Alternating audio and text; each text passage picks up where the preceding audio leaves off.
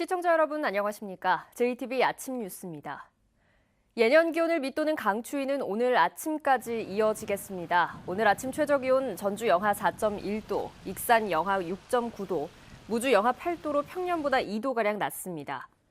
낮부터는 막바지 한파의 기세가 점차 누그러들겠습니다. 한낮 기온은 전주와 익산 영상 4도, 진안 2도가 예상됩니다. 대기 확산이 원활해 미세먼지 농도는 종일 보통 수준 이상을 유지하겠습니다. 내일은 기온이 평년 수준을 회복하며 이맘때 겨울 날씨를 보이겠고 이후로 심한 추위는 없겠습니다. 도내 초등교사 임용 적체 현상이 심각합니다. 2년 전에 시험에 합격하고도 아직까지 60명이 발령을 받지 못하고 있는데요. 임용 유효 기간이 3년이어서 올해 발령받지 못하면 이들의 합격은 취소됩니다. 조창현 기자입니다. 초등교사 임용시험에 합격하고 아직까지 정식 발령을 받지 못한 대기자는 233명입니다. 이 가운데 60명은 2017년 임용시험에 합격한 뒤 무려 2년을 기다리고 있습니다.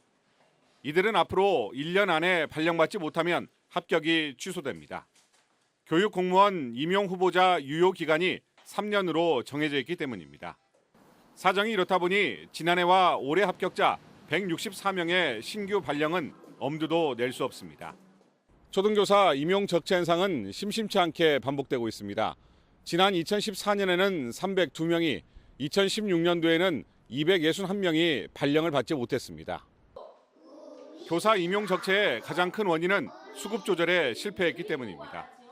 올해 신설학교 개교 등으로 교사 정원이 늘어 낙관했다가 명퇴자와 휴직자는 줄고 복직자가 늘면서 수급이 꼬여버린 것입니다. 또 국가공무원법 개정으로 만 5세 미만 아이를 둔 공무원은 하루 2시간 일찍 퇴근할 수 있어 육아휴직의 필요성이 줄어든 탓도 큽니다. 전에는 복직 대비 휴직이 좀 많았었거든요. 올해 같은 경우는 복직자가 굉장히 많아요. 휴직에 비해서. 전라북도 같은 경우는 명퇴가 타시도에 비해서 좀 적죠. 전북교육청은 2년 이상 대기자에 대해서는 교사 파견과 특별 연수 등을 통해 올해 안에 발령 내겠다는 입장을 밝혔습니다. 하지만 반복되는 임용 적체를 해결하기 위해서는 장기적으로는 OECD 수준으로 학급당 학생 수를 줄여 교사 정원을 확보하는 근본 대책이 필요하다고 교육계는 요구하고 있습니다. JTBC 뉴스 조창현입니다.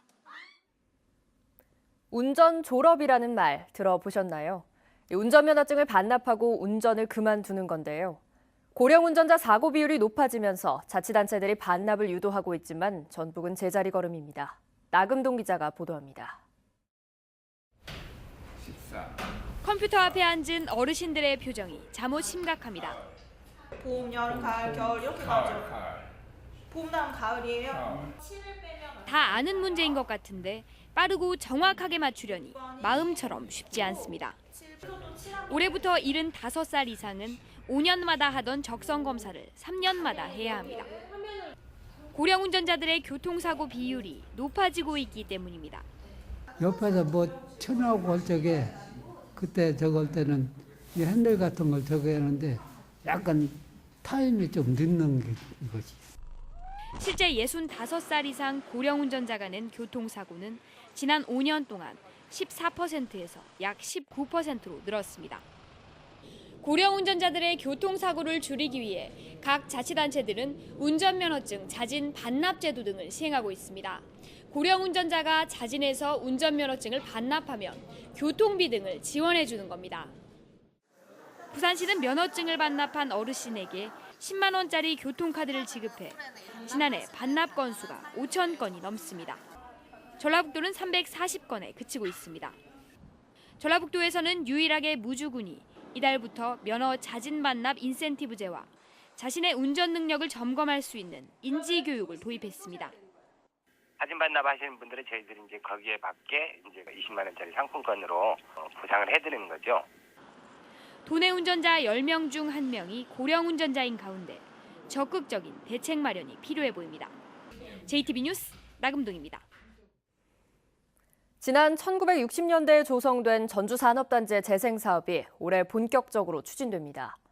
산업단지로 이어지는 도로망을 개설하고 산단을 가로지르는 하천이 대대적으로 정비됩니다. 보도에 정원희 기자입니다.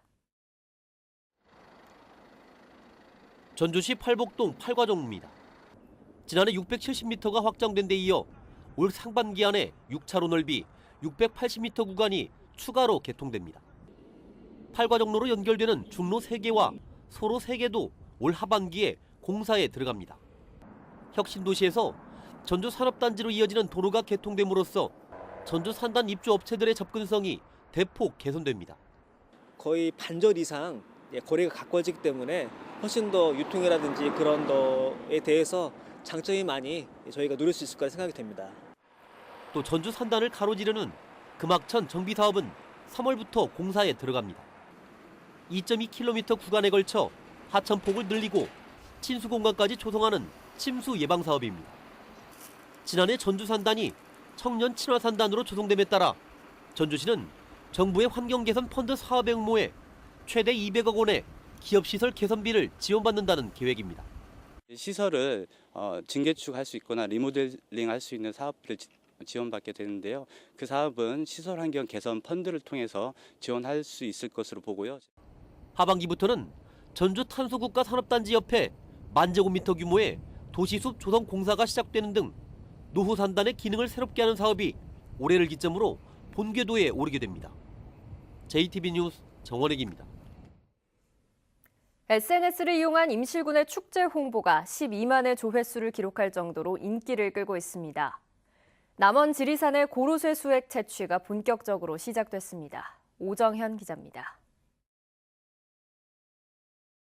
임실군이 페이스북과 인스타그램 같은 SNS를 통해 임실랜 치즈 축제와 산타 축제를 홍보한 결과 지금까지 조회 건수가 12만을 넘고 긍정적인 댓글을 단 이용자는 19,000여 명으로 집계됐습니다.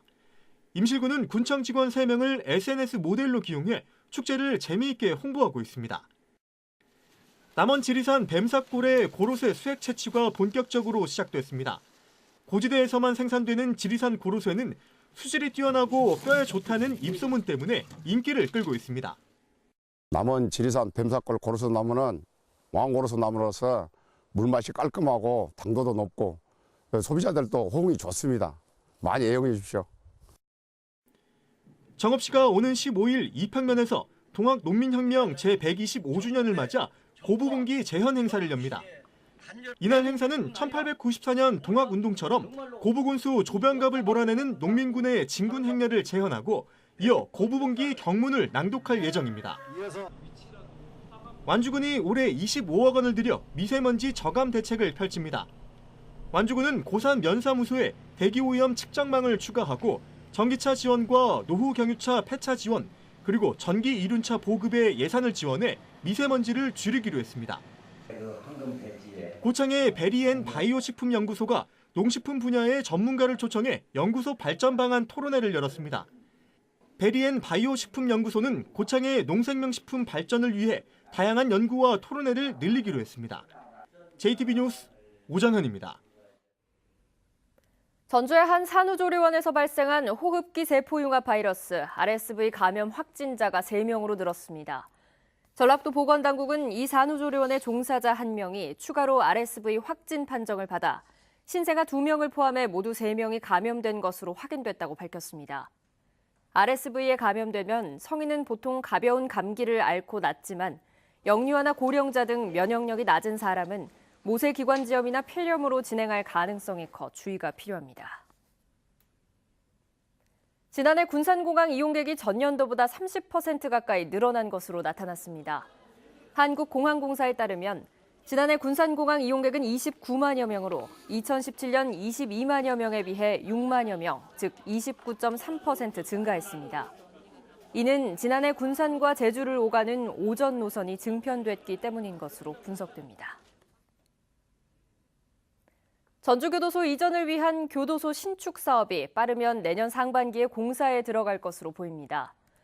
법무부는 다음 달에 신축 전주교도소의 기본 설계가 끝나는 대로 조달청의 적정성 검사를 거쳐 실시 설계에 들어갈 예정이라고 밝혔습니다.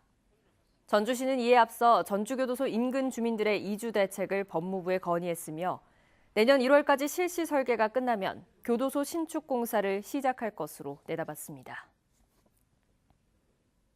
전라북도 보건환경연구원이 전주 농산물 도매시장에 경매 전에 잔류농약 검사를 하는 현장 검사소를 설치하기로 했습니다. 현장 검사소는 하루 24시간 운영됩니다. 보건환경연구원은 허용 기준치를 넘는 농약이 검출된 농산물은 모두 폐기해 농산물 안전도가 향상될 것으로 기대했습니다.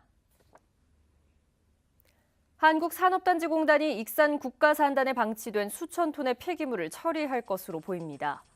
익산시는 한국산업단지공단이 2012년부터 익산 국가산단에 방치된 전선과 유리 등 6천 톤의 불법 폐기물을 우선 처리한 뒤에 배출업체의 비용을 청구하는 방안을 검토하고 있다고 밝혔습니다. 익산시는 불법 폐기물이 처리되면 익산 국가산단을 청년산업단지로 리모델링하는 작업이 속도를 낼 것으로 기대하고 있습니다. 우석대학교가 정부의 통일 북한 강좌 지원 사업에 7학기 연속 선정됐습니다.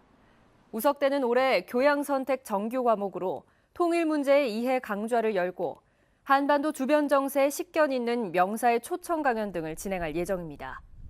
우석대는 지난 2016년 통일교육센터를 설치해 통일 현장 체험과 순회 교육, 전문가 포럼 등의 행사를 개최하고 있습니다.